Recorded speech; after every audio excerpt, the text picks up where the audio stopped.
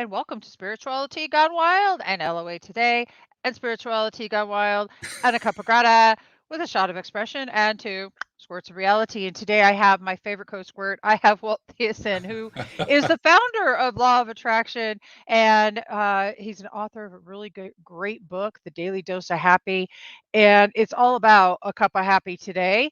So, cup of happy, welcome, Walt. This Thank is you. cool. Normally we're together on Fridays, but Right? today we're going to find out new information, and I'm going to switch you new information about Walt. We're going to learn all about you. Oh, well, okay. I'll do my best. I will tell you one thing right off the top. I actually didn't invent law of attraction. David What? Strickland did. Yeah, David Strickland invented law of attraction. Remember that story? No. No, you Tell don't me. know that one? When he No, was tell me. really young, long before he became Oh King yeah. David, Hmm. right? He Yeah. he figured he was the one who invented law of attraction, and he was stunned to find out that he hadn't done it. Oh my God, But that's he great. has a claim way before me in terms of law of attraction. I invented LOA Today, and I appreciate that. But yeah, I didn't really Yeah, invent yeah. law of attraction. I love that, and yeah, no, you so did. You so did. As a matter of fact, I'm going to go ahead and put that up on the screen. But Walt. So tell me about this. One day, all of a sudden, you decided, oh, I think I'll start a podcast. I mean, you were doing this before anybody was doing this, and that's kind of what the neat part of this is. But let's get into this story about how did you get into the law of attraction?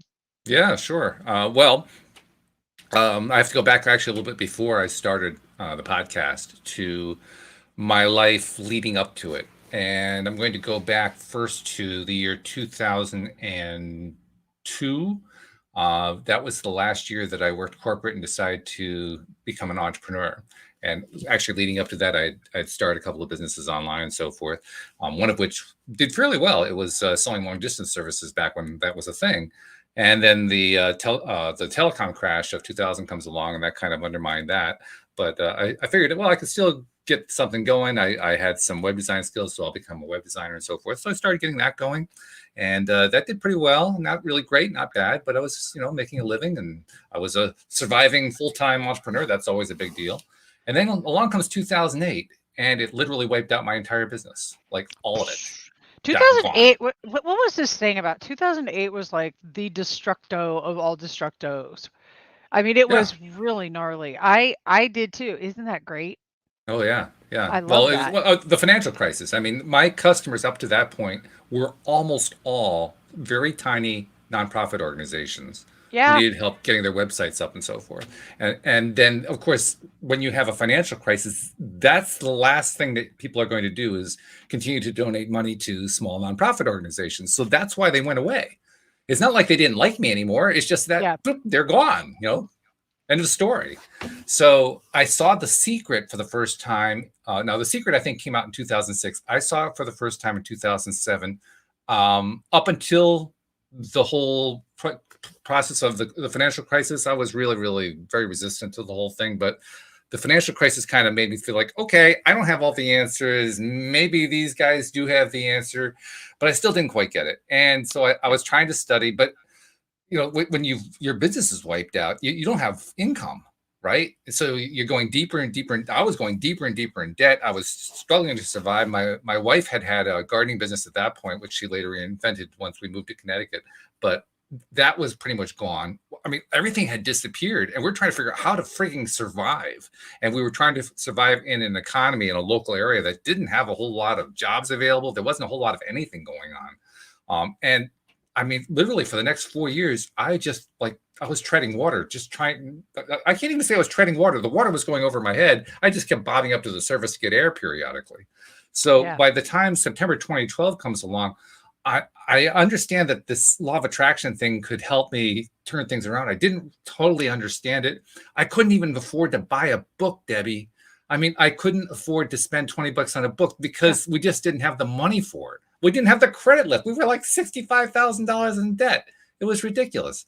So I said, Yeah. oh, I know what I'll do. I can start a podcast. I mean, that's the thing these days. People are starting these podcasts. I could start a podcast and I could bring on all these experts who do know how all this stuff works and they could teach me for free.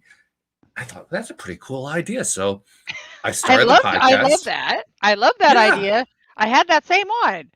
You did? Okay. We did the same thing. That's cool. Seriously, yeah, but I've got half the time, half the time of what you have. I have 5 years. You've got like 10 years. Well, 5 years still counts. I mean, that's a lot. That's a lot of time putting in on what is essentially a free project. I mean, obviously you have your other stuff going on, but when you're giving back to the community, which is what you're doing with the podcast, there's a lot of time that's involved. And when you do it for 5 years, that's a lot. So it doesn't really matter. Anything over a year is big as far as I'm concerned. I love that. Well, you know what? I want everybody to take a look real quick. We're floating across the screen. It says loatoday.net. And what you want to do is type that in and you want to get the app. You want to get the app and Well, you actually, want don't get the app just yet. oh, Don't do the don't app get that. just Never yet. mind. Don't get the app. Don't get the But app. there is a link where you can sign up to subscribe on any of the major platforms. So that's the thing that I'm recommending right now. Yeah, the app actually is kind of broken, and I haven't been able to find the solution to fix it, so it's kind of in the back burner at the moment. It will be back. It's just not yet. So what I'm excited about is that you got that sacred yes calling is what you got. But you're going to figure Yeah. this out and you're going to jump in.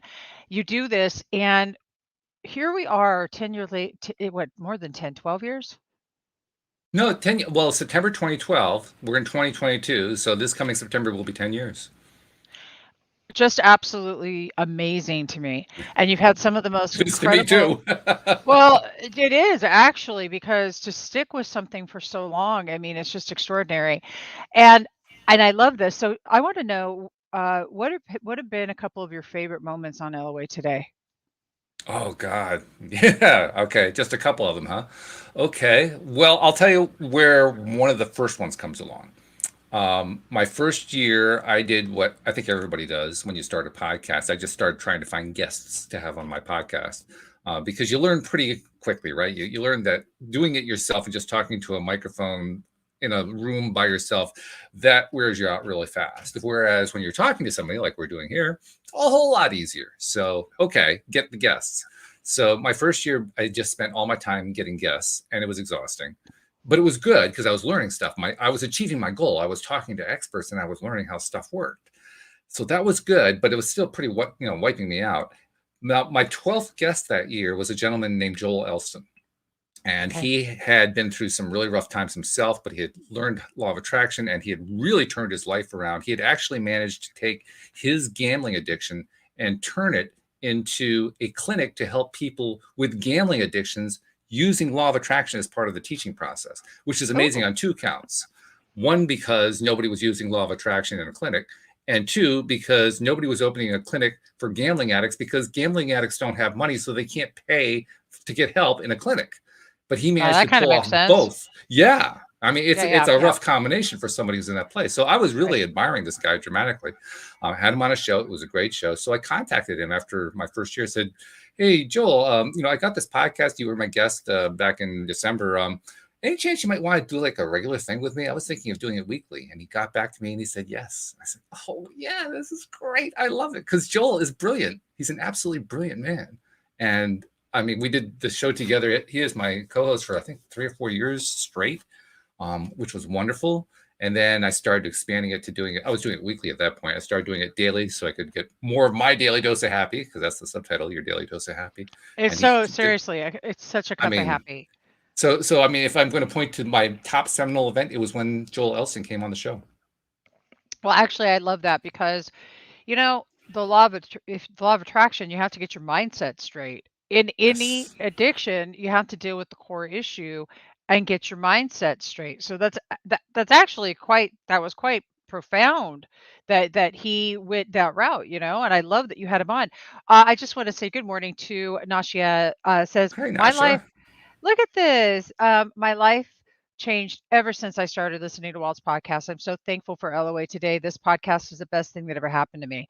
I love that. Celebrating Walt today is what we are doing. And I am loving this so much. It just, I'm thank starting to you. blush here, but thank you. I appreciate that. Well, Walt, you deserve to be celebrated. That's the thing. Celebrating each other is one of the biggest. I think it's one of the most extraordinary things we can do, is to celebrate each other and raise each other up. When somebody's doing something Yes. awesome out there, recognize them and acknowledge them for what they're doing.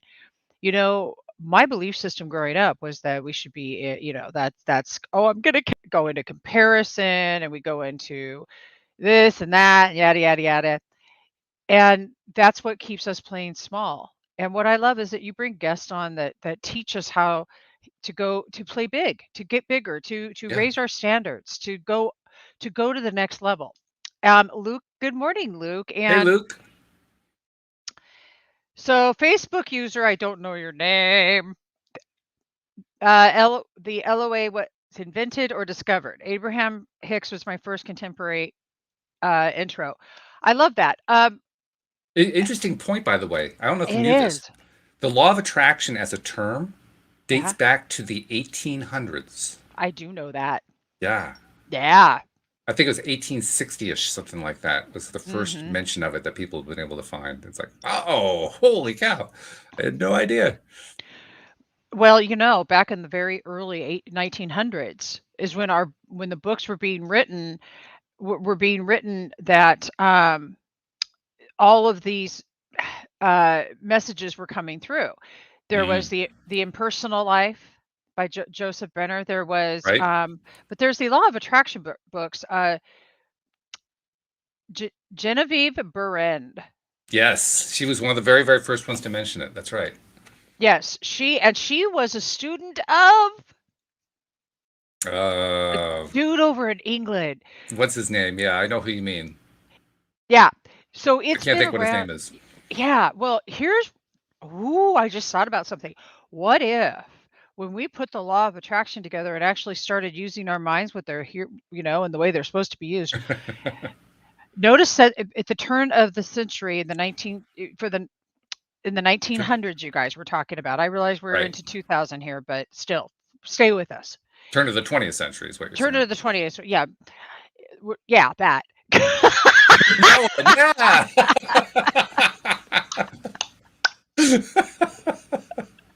Okay, so, but did you notice that's when Tesla, like when Yes. Nikola Tesla came, that's when Hmm. electricity, cars, everything started happening. All of a sudden, we started seeing a world that had things that it never had before. And in the last 100 years, we've had the biggest advancements of mankind's history. And the law Conan of Doyle. attraction, That's who isn't that who we're thinking of? Arthur Conan Doyle from Britain. that sounds very, very familiar. Yeah, That he's the sounds author of the familiar. Sherlock Holmes stories.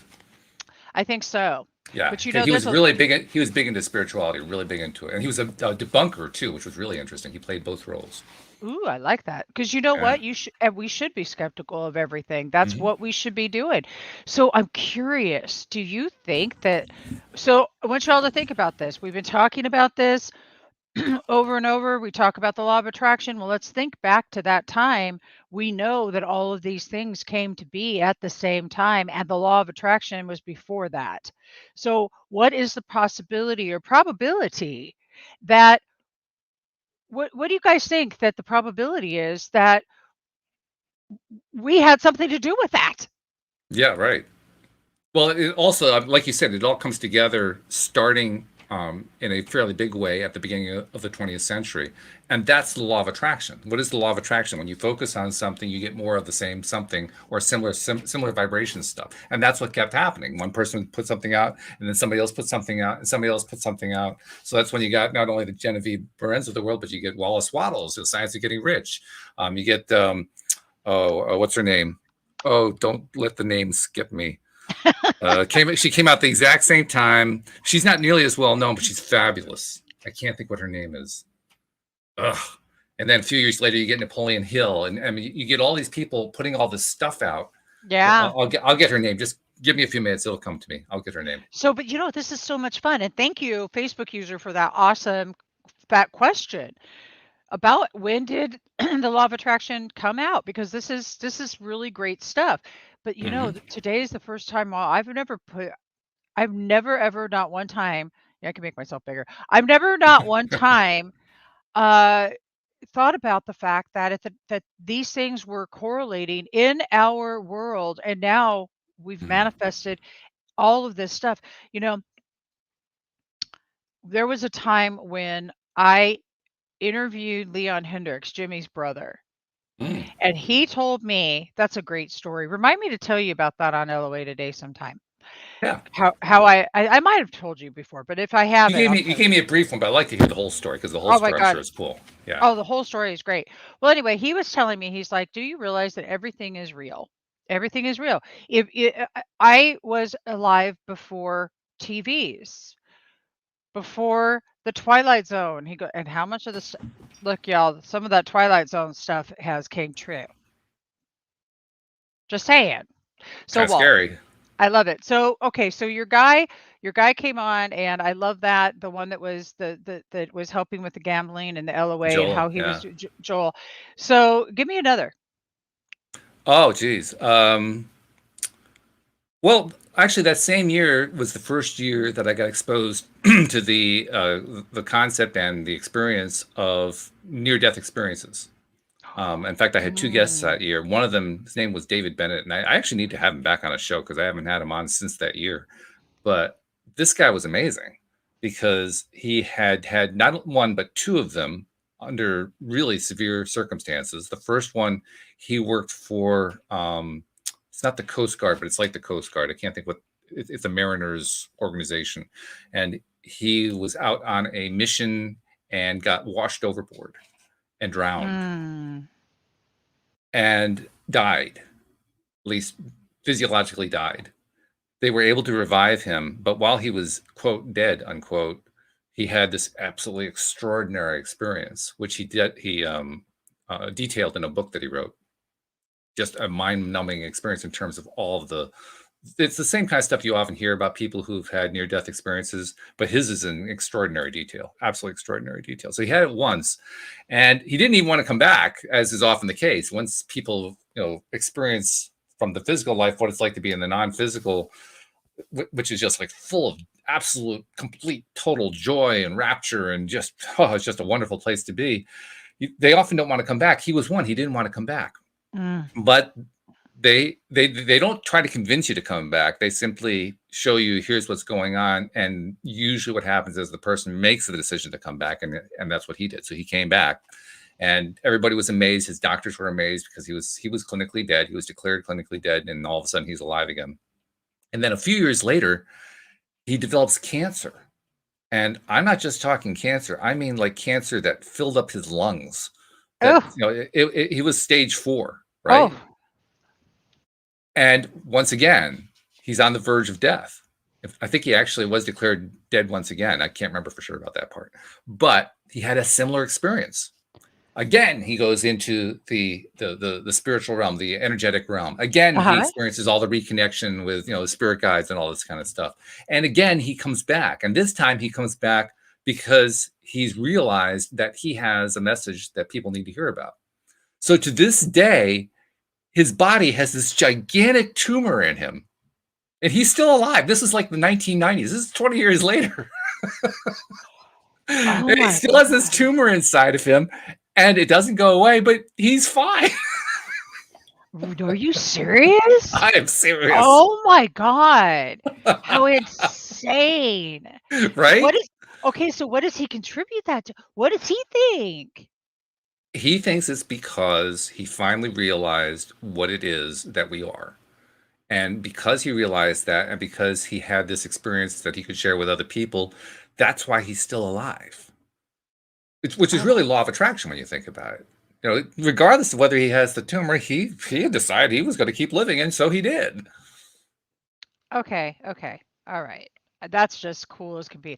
So, I mean, seriously, like, he just It decided he's is. gonna keep living, so he's going to, and he's croaked twice. I mean, geez, Jiminy Crickets. Well, Right. get him back on a Friday. I wanna talk to this dude. This is some I got to cool reach out to. I stuff. haven't talked to him in all that time. I got to make sure I still can reach the guy. But yeah, I'll Yeah, definitely yeah. try to get him on. Seriously, I mean, I'm just loving that. Okay, I want to say really quickly, good morning, Sam. I missed you, Hey, Sam. Sam. Sam, I didn't say hi. I feel terrible right now. Oh my word.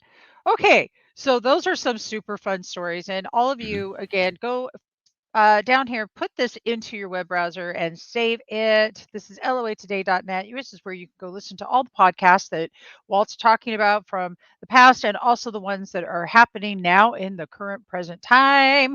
And there are so many really, really super good ones. Okay, Walt, And there's some really cool stuff coming up too that I got to tell you about. Just Oh, saying. I cannot wait. Actually, do you want to tell us about it now or you want to tell us about Sure. it later? Yeah, let me Okay. tell you about it now. All right. Essentially, I mean, we've been doing LOA Today as a law of attraction show for all these years now. In the last 6 months or so, I was thinking, we got to start expanding outside of LOA circles. We got to start reaching people who may think that the whole thing is woo-woo, but they're at least willing to hear some stuff. People who are, because let's be honest, there are all kinds of people who are looking to get problem solved in their lives who don't necessarily either buy into the LOA thing or they just they never really explored it or they never heard about it or whatever. So I'm thinking those are the people we need to reach. Plus, I've kind of been relabeling what LOA stands for. I mean, it really, the new phrase I'm using is living our abundance, because that's what the law of attraction is all about. We study the law of attraction in order to understand how to live a life of abundance.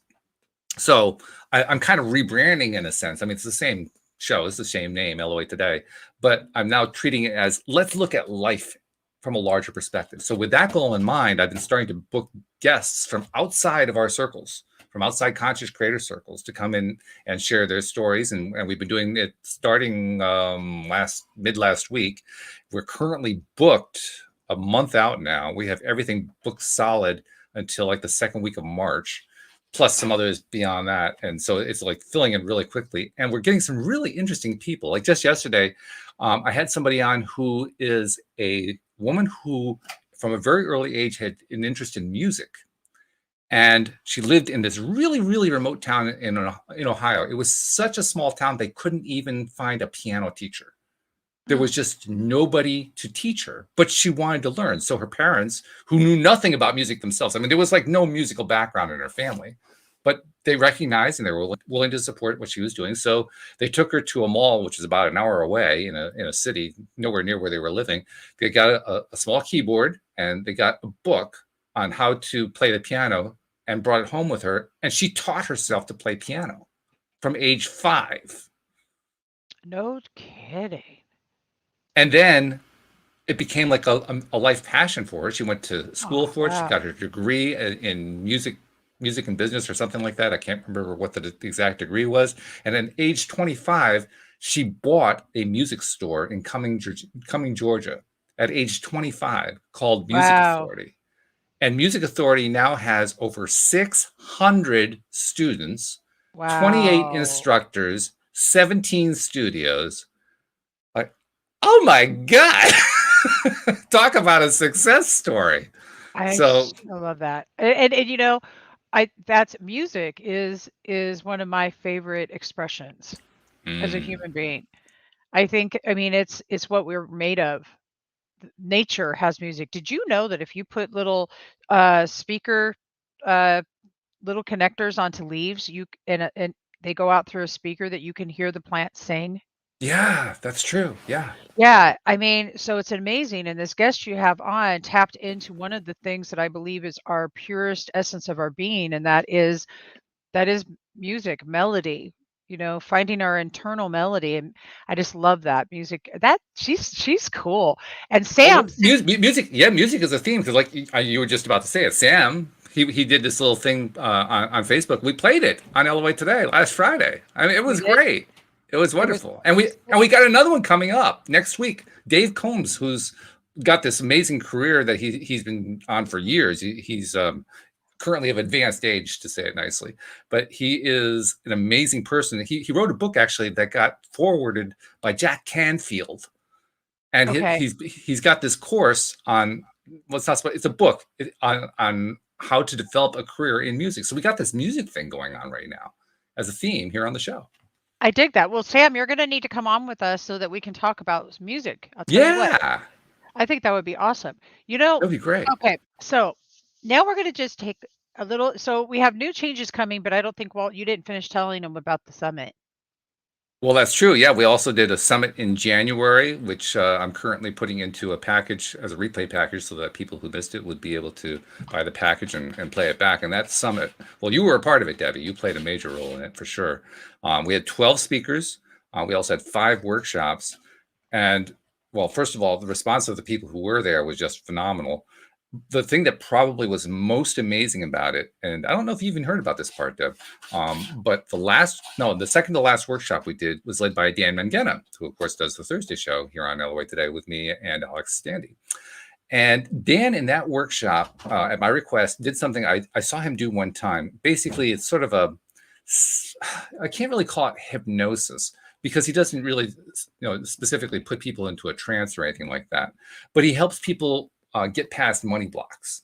And he kind of he slips in behind their conscious mind and helps them deal with stuff that's back there, that's kind of in the way. Well, he did that with everybody who was involved in the summit that day, including myself. It was an amazing experience. I mean, I was so blown away by my experience that literally I had to take 3 minutes while other people talked just so I could get myself present again, because I was just so blown away by the experience. But that wasn't the biggest part. The biggest part was that one of the other presenters who presented on day one, I think it was Maria, she also went through it. Now, Maria has for over 30 years suffered severe chronic daily pain from fibromyalgia. Oh, okay. She has been through every single modality of treatment you can imagine. She would currently, up until that point, was on a pain reliever that they reserve for people who are about ready to die, who are trying to just get through the pain so that they can pass peacefully. And it still wasn't working. She's on a scale of 10. She told us that day, on a scale of 10, she lived chronically with a pain of 8. 8 on a scale of 10 regularly. She did the deblocking exercise with Dan. It took, I don't know, 5 minutes, 10 minutes, something like that. And when she was done, she had an amazing experience. So that when I actually was done with mine, and I was kind of like woozy and trying to figure out what to say next, she jumped in and said, well, let me tell you what's happened with me, because I've been experiencing this pain on 8 on a scale of 10 for the last 30 plus years. And after doing this experience with Dan, it's down to a 3. Oh, wow. And by the end of the workshop, it was down to a 0. Wow. And I just heard from her yesterday. It is still at a 0 a month later. That's incredible.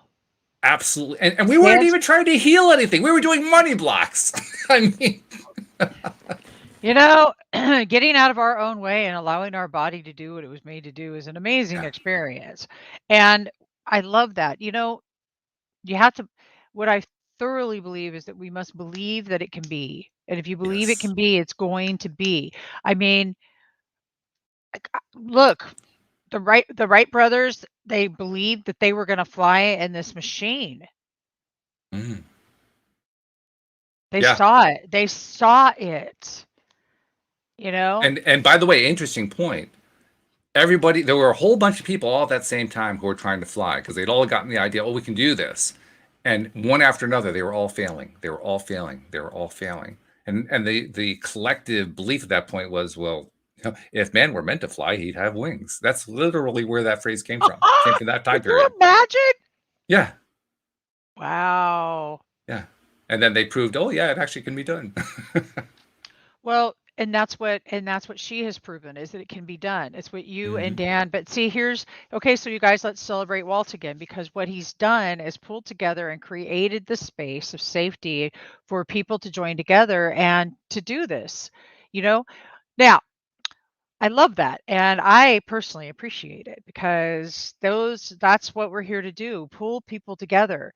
Let's keep working on these things as a collective unit through unity. So lift up your cup there. I have a cup of happy. Walt has Taya. So Walt, listen, we're not going to do some huge Taya plug, even though we've got our Taya graduates on here with us. And we all know that Trust Your Abundance is what it's all about. But you joined David Strickle's boot camp. You joined Taya, and I want to know from you, what have you seen the biggest changes in your life? Tell us first about your experience with it. And again, you guys, this isn't planned. I want to know from Walt. I haven't got to talk to him since he's been completely done. So I'm curious. That's true. We haven't talked since then, have we? Yeah, I hadn't No, thought about that. We've talked about other things, just not that. Exactly. But, yeah. Well, the way it all got started was David, of course, was on my podcast from roughly July to December of 2020. And so I really got a lot of opportunity to talk directly with the stream, which was wonderful. That fulfilled a dream of mine, because I'd always wanted to. I didn't want to be in the hot seat for Abraham Hicks, but I wanted to have the kind of conversations that Jerry Hicks had with Abraham Hicks, just kind of free form, that kind of thing. And while doing it on a show isn't quite the same thing, it's pretty close. I mean, when you're doing it on the show, you're trying to also be speaking for the audience, because you're anticipating what kinds of questions they would have and so forth, or even just taking their questions and passing it along. But it was a wonderful experience. I loved it. And as a result of that experience, I just kind of was, I was wondering what the next step was. I think that's probably the best way to say it. How can I go take my next step? Because my ultimate goal was, well, I want to be able to talk to source in conversational form the way an Abraham or a stream can do it. Like, just having it as a conversational kind of thing. Yeah. I mean, all of us are learning, I think, how to be more intuitive, how to trust intuitional stuff that we're getting. And that's cool. But my goal was to get to that point. Well, I can't say I'm quite there yet, but there was a sort of a motivation behind where I wanted to go next. Excuse me, my cat wants to try to look out the window there.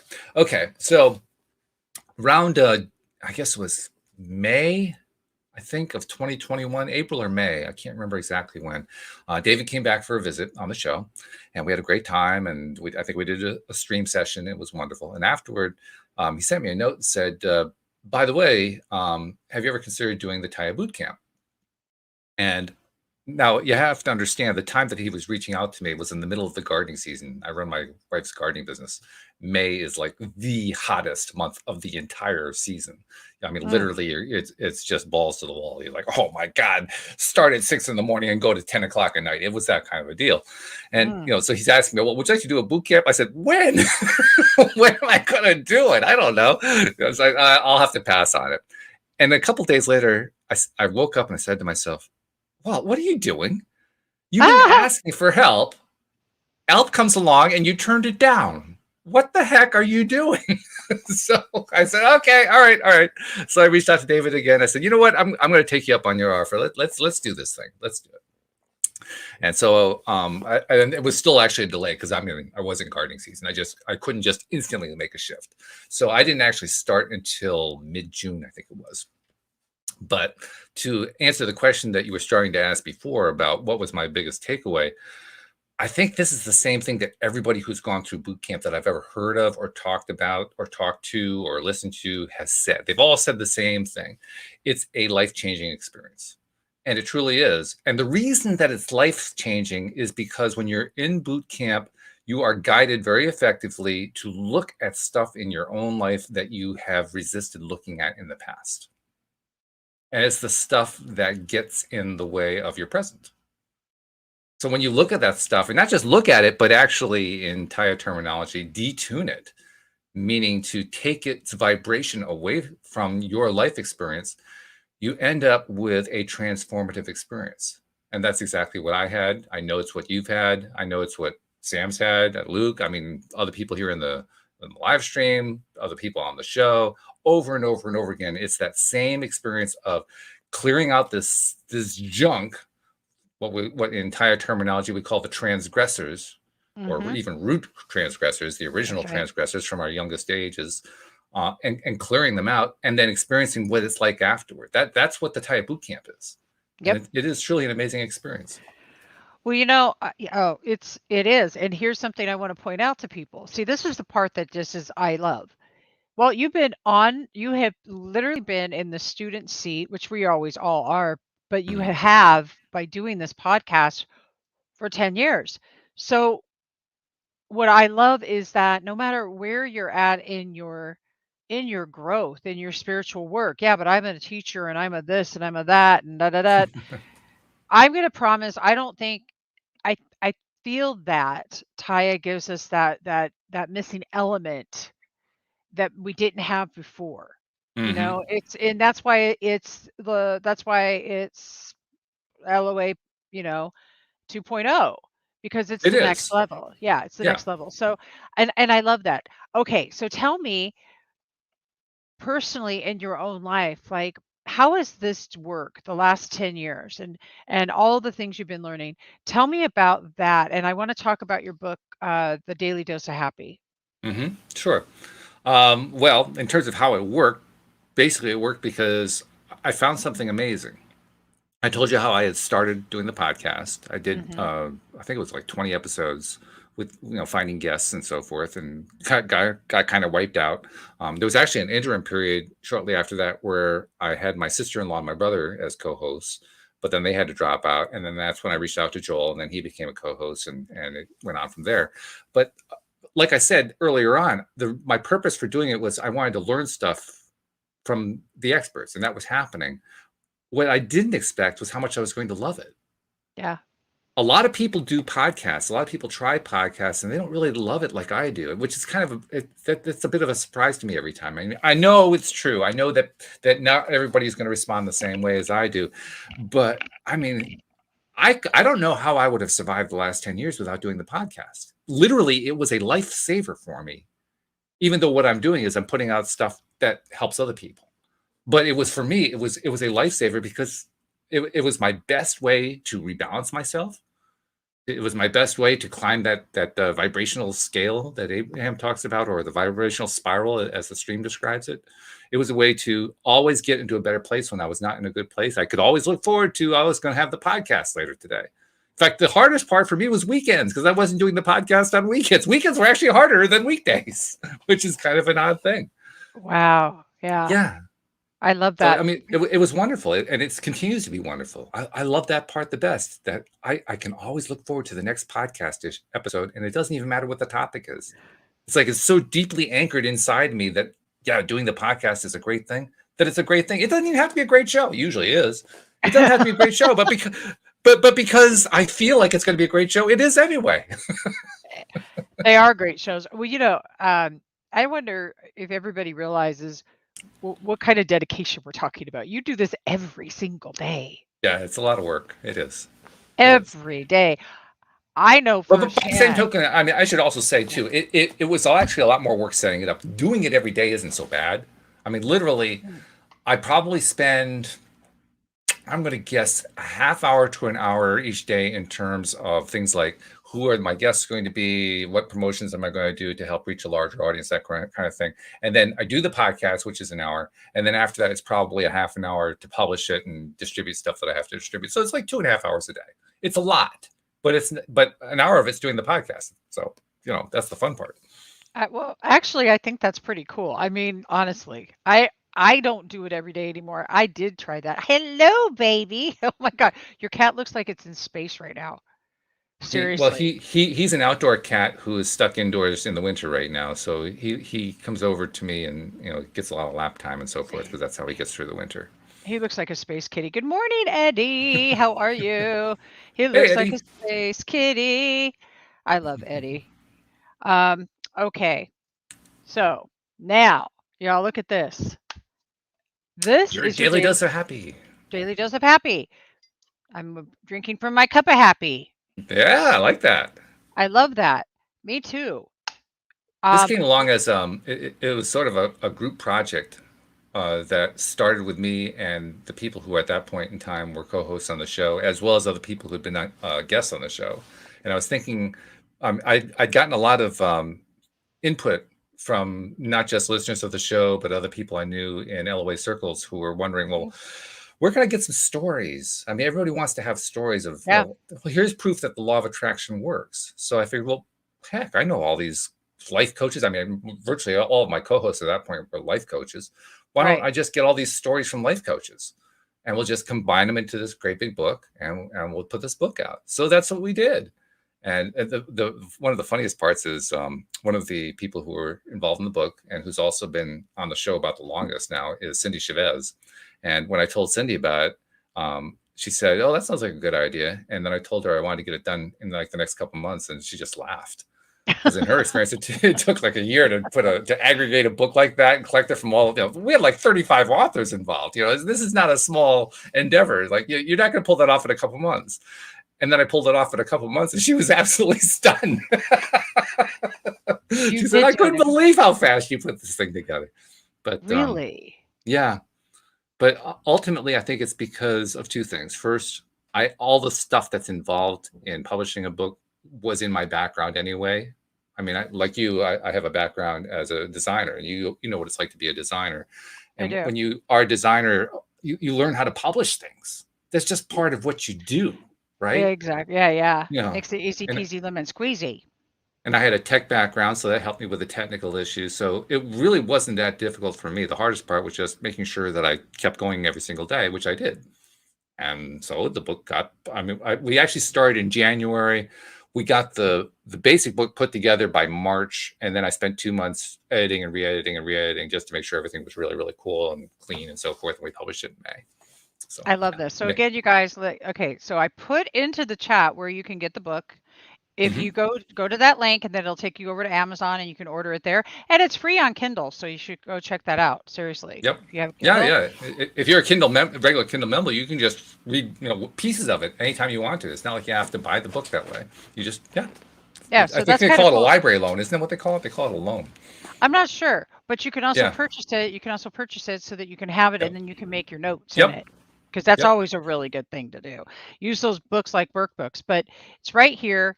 Daily dose of happiness. Stories. I got to tell you, the stories that we collected are just absolutely fabulous stories. Really, really good ones, including my wife's and my story. I mean, we actually both contributed a number of stories to the book.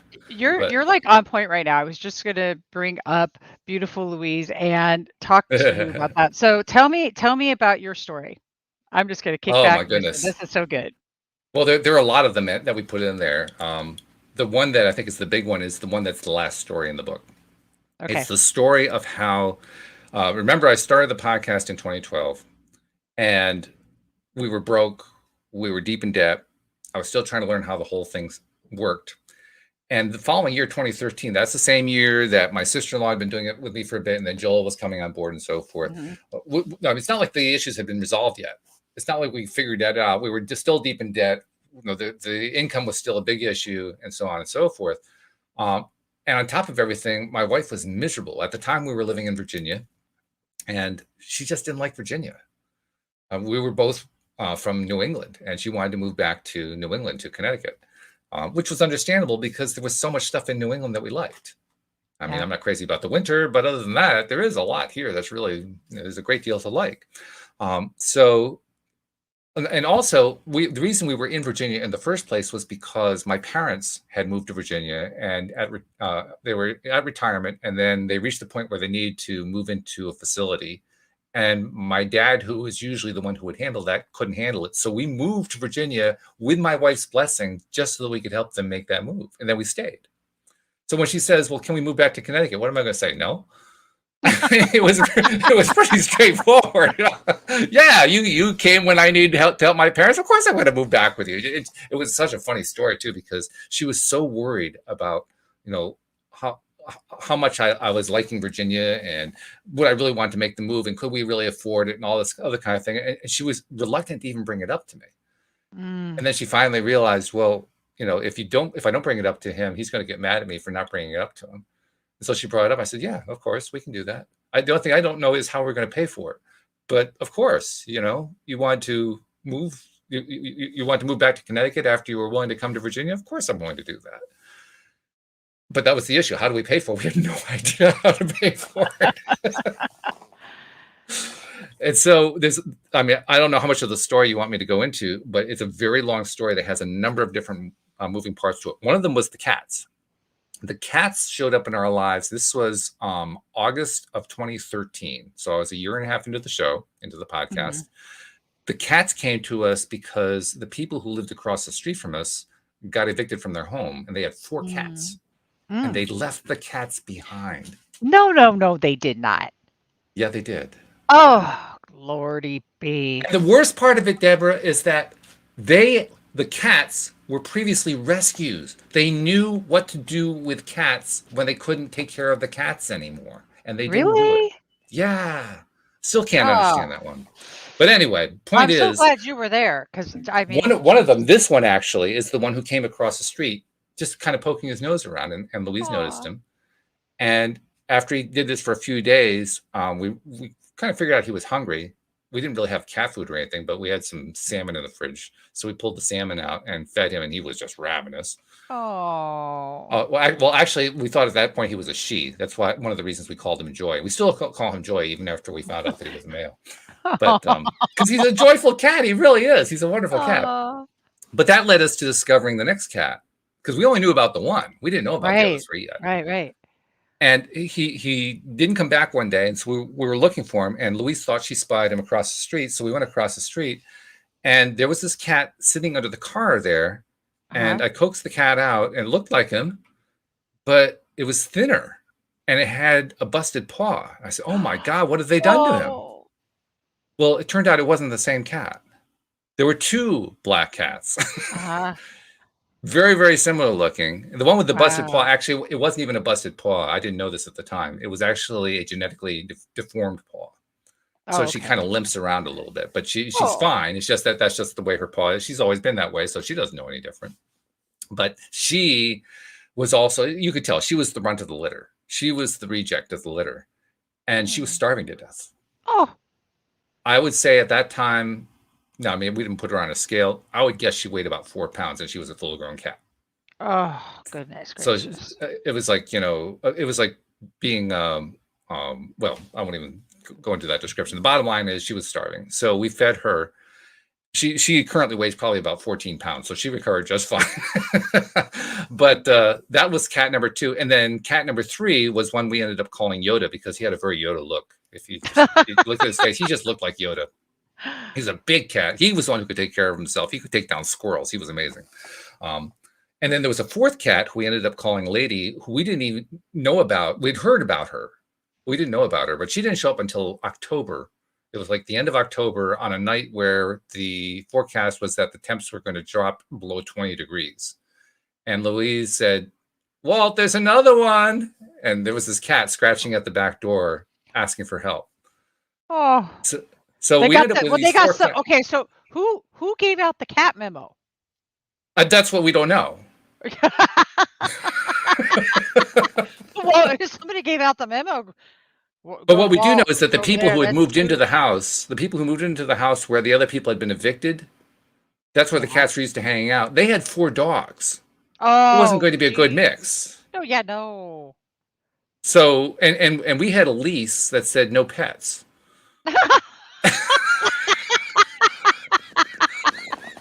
Oops. So we have 4 cats on a no pet lease, and we're trying to figure out how to move back to Connecticut.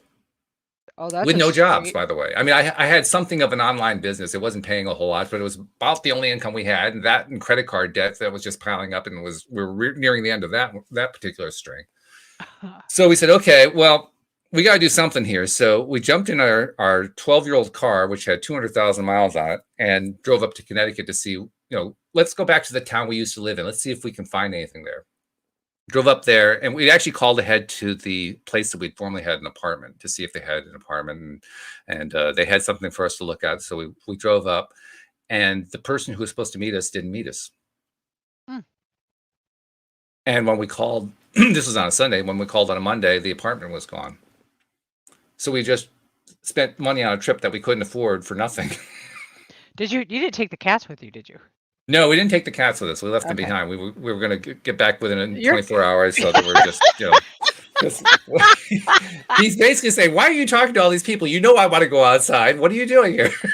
This is the one who found us. This is the one who basically made the whole thing happen. And he knows what his role is. He's like, "This is a fun story. Tell him what else happens, Daddy." That's right. Yes. Oh, come on, tell him.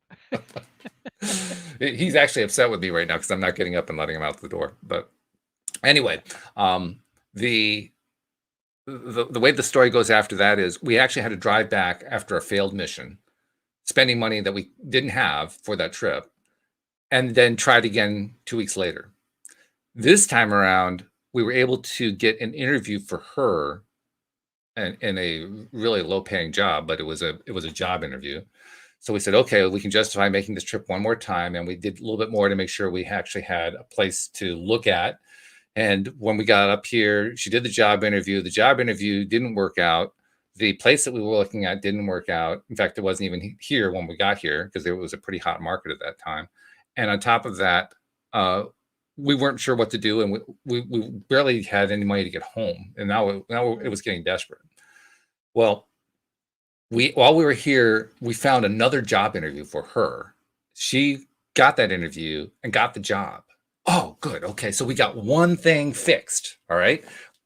And then we didn't know what to do about where to live, because this is not exactly, it's not California. This isn't Silicon Valley, but it's not a cheap place to live. And there really wasn't anything available that we could find. So we just kind of went into a random real estate office. Mm-hmm. Turns out the real estate office we went into had one person in there, and that one person had been a realtor in the area for 50 years. And he knew, not only did he know them, he had set up the land for the guy who had owned the apartment complex that we used to live in. And he said, by the way, you know, they got 3 other complexes, right? And we said, no, we don't know that. So we ended up making another phone call to the same office that we had just called, who had told us that there were no apartments. And we said, well, do you have this other complex? Oh, yeah. Do you have any apartments there? Oh, yeah. Why didn't you tell us about that the first time? So we went to go look at those apartments, and they were identical. They were the same architecture as the former apartment we used to live in. And so as soon as Louise saw it, she says, you know, we can live in that apartment. Let's find out what it costs. Debbie, it cost the same thing it had cost 20 years before. The rent hadn't gone up. It was cheaper than what we were paying in Virginia. Like, you got to be kidding me. So, okay, we got a place to live. Louise has a job. I got sort of a job. Now we got 2 weeks to move because that's when her job required her to be there. I'm just getting 2 this weeks. virtual image of these hoops that you're jumping through. Exactly. I mean, like, exactly. you guys must have been in some good shape when you were done jumping through those puppies. Well, on top of that, the new place we were moving into would allow cats, but only 2 of them. So now we had to find homes for 2 cats in 2 weeks. Oh. I mean, this was not a happy situation from that point of view. On top of that, like I said, the car had 200,000 miles on it. I wasn't even sure if it could make another trip. I mean, it was a great car. It was a Toyota Camry, but I mean, it was kind of nearing the end of life there. The other vehicle we had was her old pickup truck from the gardening business. That was on its last legs too. I mean, that might be able to make the trip. I was thinking if we could just maybe we could take the truck up, use that as a vehicle to get around for a bit, and then that would give us time to go get a new vehicle. Yeah. And ideally 2 vehicles. We really needed 2. But you know, we'd settle for 1 if we had to. Okay, so we go back home. Louise is packing like a maniac. I'm doing some shopping around, trying to find somebody who can, as inexpensively as possible, move us. And we have no money left. I mean, literally, the move came from the last of our 401k. That's where that money came from. So the last of the savings is now going to be gone. We arranged with a mover, and the mover promised me that he could not only move us, but he could tow the pickup truck up. I thought, oh, wow, that would be great. Because now I don't have to worry about whether the truck can make the trip. All we have to do is just get it up there, you know, kind of limp around in it for a bit. Now, this is great. All we got to do is sell the car. Okay, good. So the day before we move, I find a buyer for the car. Now, the car, like I said, it had like 230,000 miles at that point. It was kind of on its last legs. It was driving okay, but it was kind of on its last legs. And I found a driver. I was hoping maybe I could get $800 for it. Well, actually, I was hoping I would get maybe $500 for it, but I asked $800 and got a buyer. He decided to come over, and he arrived just as I had been out on a trip just to, you know, take care of some odds and ends, some errands that needed to be done. And I pull up, and he pulls in like 5 minutes later. He looks at the car. He says, "Yeah, this is all right. Let's look at this. Let me look under the hood." So he opens the hood up. I go inside, come back out. He says, "Do you know you don't have any oil?" Oh. I said, "What?"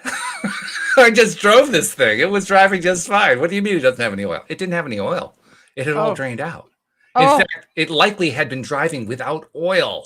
You're lucky you didn't blow your head gasket. I'm lucky the whole thing didn't just fall apart. If you're not, hey, has nobody watched like what happens when the Tin Man gets all rusty? Yeah, right. You can't move those. Yeah, it just doesn't work. And so he said, "Well, I can't give you 800, but I can give you 500. I said, "Okay." That's what I wanted. That's what I was hoping for anyway. You know? So he gave me 500 for it. He took the car. He actually had to tow it away, but he was okay with that. I have no idea why he wanted it, but hey, it's okay with me.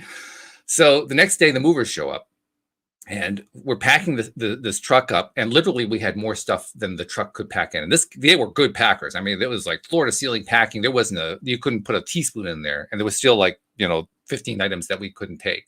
We had a rental that we were using to get up to Connecticut. It was one of these large, Explorer type SUVs. So we were getting as much stuff into that as we could get, as well as the cats, 2 of whom we couldn't take with us. So I'd put out flyers trying to find homes for the cats, couldn't find a home for them. We had to take them to the shelter on the day that we were leaving. And it was not a no-kill shelter, so there was no guarantee they were going to find a home. We were in tears over this. This was not a happy situation, but it was all we could do. So we decided which 2 we were going to take, which 2 we were going to leave. And so Louise takes them to the shelter. Meanwhile, the owner of the moving company, as in the middle of the pack, comes over to me and says, "Oh, by the way, I found out from my insurance, I can't tow your pickup truck." Ew. Now we're leaving, like, to hit the road in about 2 hours. Uh-huh. Oh, like, what am I going to do? And Louise can't drive long distances. This is like a 500-mile trip. I have a rental car. I'm driving us in. What do we do with the pickup truck? And at that moment, one of the workers for the moving company comes up and says, "Hey, I saw that truck. Is that truck for sale?" uh-huh. And I said, "Well, yeah. Yeah. We're going to take it with us, but we thought we can't. So yeah, I guess it's for sale." He says, "Well, I'll give you $1,500 for it." Now I wanted $1,200 for it. Uh-huh. And the owner says, "Well, it's not worth $1,500. It's worth $1,200. Oh, geez. I can't believe this conversation. And I said, "Well, I'm going to take that." And like, what am I going to do with the damn truck? Right? I had no options at this. You could have it for free, but he was willing to give me $1,200. Oh my So we worked out a deal where the owner financed the employee to pay us $1,200 by taking $1,200 off of our moving bill. I'm like, this is insane. But it was pure law of attraction, right? At the last minute, these things were working for us. Okay. So we move up to Connecticut. We arrive at 4:00 in the morning in our new apartment, and we're exhausted. And we know the moving van is coming, but we need to sleep, and the cats need to pee and so forth. So we set up a litter box, and we set up a mattress, and we go to sleep for 1 hour. 1 hour later, we got a phone call. "Oh, the moving van's here." Well, long story short, we got moved in. The next day, we're saying to ourselves, "Oh, wait a minute.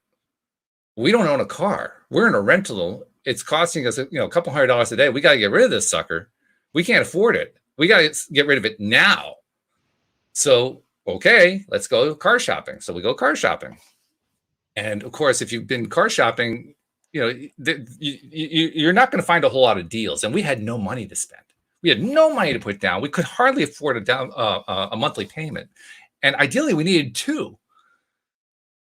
Well, we weren't finding anything that quick. Well, we ended up at a local Toyota dealer the next day. And at the Toyota dealer, we were sitting in there, and we're developing this really nice conversational relationship with not just the salesman, but also with his sales manager and so forth. And it's on a day where we're about 3 hours away from a major snowstorm that's going to come through the area, right?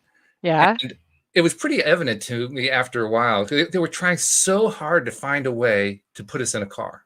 But not just one car, 2 cars, because we were making it clear we really needed 2 cars. They could give us a lease on another Camry, on a new Camry, but it would basically wipe out all of our budget for having 2 cars and then some. And we just couldn't justify it. There was no way to do it. And the lower cost cars, it was none of the deals were good. They just weren't going to work for us, and we didn't know what to do. So at one point, the sales manager comes over and says, "Okay, we just had a meeting, and first of all, we're really impressed by you." Louise and I, of course, are really very supportive of each other, and they were seeing that, and they were really impressed by the way we were behaving, which was really cool, because they knew we were in desperate straits, and we were just being supportive to each other and being really nice to them and all this kind of stuff. So we're going to do you a special deal. We're going to give you 40% off a lease. Now, anyone who's ever dealt with a car dealer knows they don't give 40% off leases. That's just not what car dealers do. If you're lucky, you might be able to get 10% off if you're lucky. Yeah. They gave it to us at cost. Oh my gosh. And then there was a second car that they were talking about giving us a deal on as a used car for Louise, but Louise didn't like the car. And by this time, she's got a headache. So she wants to go home. So she takes the rental to go home. Well, they're absolutely determined to get us into cars. So the sales manager comes over to me as I'm signing the paperwork on the first car and says, "Where'd Louise go?" And I said, "Well, she went home. She's just not, we're exhausted after all this." And he said, "Well, get her back here because we're willing to put her into another lease Corolla again at 40% off." So not one, but two cars at Wow. 40%. So on a day where we had no money in the bank, deep in debt, our credit ratings were ravaged, we just drove off the lot with two brand new cars.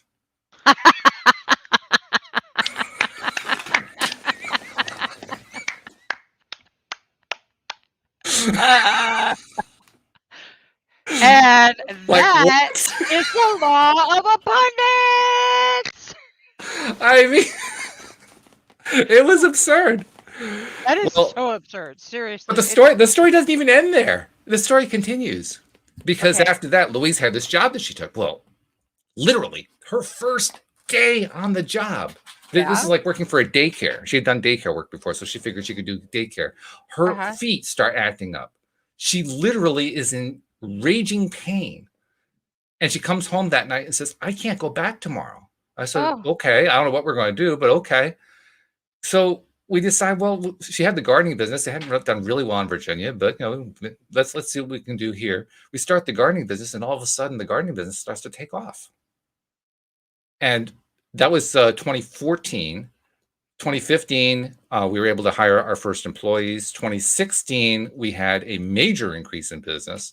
2018, we had our highest business ever, just as Louise is getting sick. But that is a whole different story that turns, there's a whole thing about that actually turned into some really good stuff. But the bottom line is by 2021, excuse me, we were out of debt. wow. We were out of debt, $65,000 in debt. And to this day, I still don't quite know how all of it happened. I mean, I can explain most of it. We did get an inheritance that helped some. It didn't cover all of it, but it did help some. And I finally figured out where there was like 20% of it I couldn't identify where it came from. Like, how did we pay this off? It finally came to me. When you are in a bad place, you have a tendency to go down that spiral a lot, and sometimes to actually live down the spiral, right? You Yep, know how that is. I do.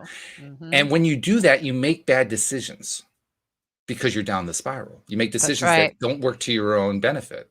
That's right. What we don't think about is those decisions have, in many ways, unrecorded costs associated with them. They cost you more money, or they cost you unexpected money, or something like that. And when I started to think about that and kind of take inventory of all the different ways that poor decisions had led to more expense for us, I realized that's where the other 20% was. So when we finally got to the point where we were feeling good most of the time, those things weren't happening anymore. So our costs went down.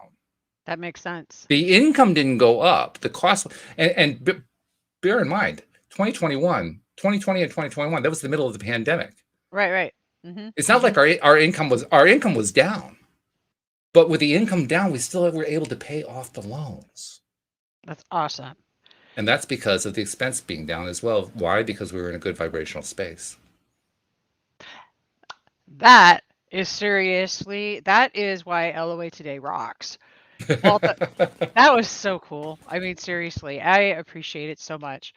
And Oh, I should also tell you too, the two cats that we took to the ASPCA, one of them, we were able to find a home for them while in Connecticut by connecting to a friend of Louise's who was in Virginia. She oh, took good. Yoda, Oh, and the other one good. just got adopted right off before we even, so both the cats, it worked out great.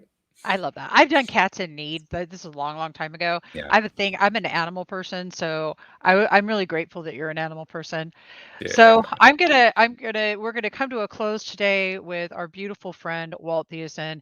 LOA Today, living our abundance, That's it. living our abundance. I That's have it. we've had a lot of great information today, and inspirational is what it is because it's hilarious, but It is. that is how it works. And Yeah, I've experienced that same kind of weird, you not have. You've weird. told the story. Yeah, this is the norm actually. This is the norm. And Mm. when spectacular things are happening in your life, celebrate yourself. Let's see. Well, Sandra Thank says, you. Sandra says, come on the show. Sure, Sandra. Absolutely. Let's connect. Glad to do Oh, it. you need to go on Sandra's podcast. Let me tell you, Twin Flames, such an amazing. Hi, Sandra, such an amazing podcast to go on to. And can I just tell you that like Alpine Maid is the bomb.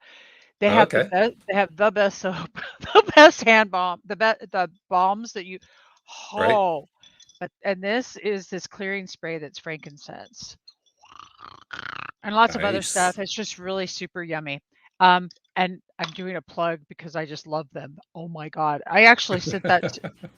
I sent that to Karen Palmer for her birthday because I'm like, oh my god, I got. I've never thought I would get excited over soap. Get excited. I love it. I'll introduce you to. I'm going to say goodbye to everybody. Luke, we love you. And everybody else who was here today, thank you so much. Please join us on Friday at 1 Yes. p.m. Pacific, 4 p.m. Eastern, and every single day at that time, you can see LOA Today. All right, guys. Remember, Thank you, who are you? Deborah. And thank you for what you You're do with welcome. Spirituality Gone Wild. I mean, seriously, what you've done with this program is just absolutely amazing. Of course, it's more than just the podcast. You have all the stuff that goes on, all the special activities. But what you're doing is truly just special and inspirational. So thank you for what you do. Thank you. I love that. I want to just do one more plug just so that you all know. I will be on Unify as of March 5th with Women Woohoo! Rising. Women Rising, we are coming back with Miranda Clendingling and Rachel Morrison and special guest. And we are going to have some killer rock star people. So I love you guys. Peace out.